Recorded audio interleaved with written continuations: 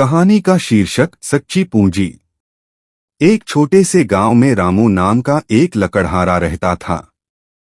रामू बहुत गरीब था, लेकिन उसकी ईमानदारी के चर्चे पूरे गांव में थे। वह रोज जंगल जाता, सूखी लकड़ियां काटता और उन्हें बाजार में बेचकर जो मिलता उसी से अपने परिवार का पेट पालता। एक दिन नदी के किनारे एक पुराने पेड़ की टहनी काटते समय रामू की कुल्हाड़ी अचानक उसके हाथ से फिसलकर गहरी नदी में गिर गई। रामू दुखी हो गया क्योंकि उसके पास दूसरी कुल्हाड़ी खरीदने के पैसे नहीं थे। वह किनारे बैठकर रोने लगा। अचानक नदी से एक जल देवता प्रकट हुए। उन्होंने पूछा, पुत्र, तुम क्यों रो रहे हो? रामू ने अपनी व्यथा सुनाई।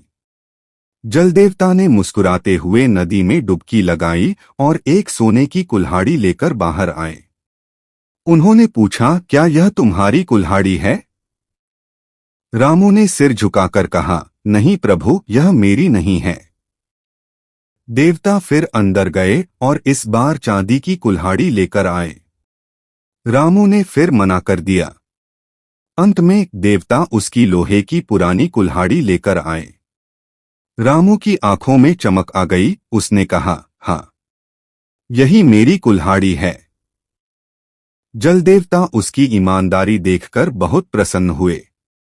उन्होंने उसे लोहे की कुल्हाड़ी तो दी ही, साथ ही सोने और चांदी की कुल्हाड़ियां भी उपहार में दे दीं।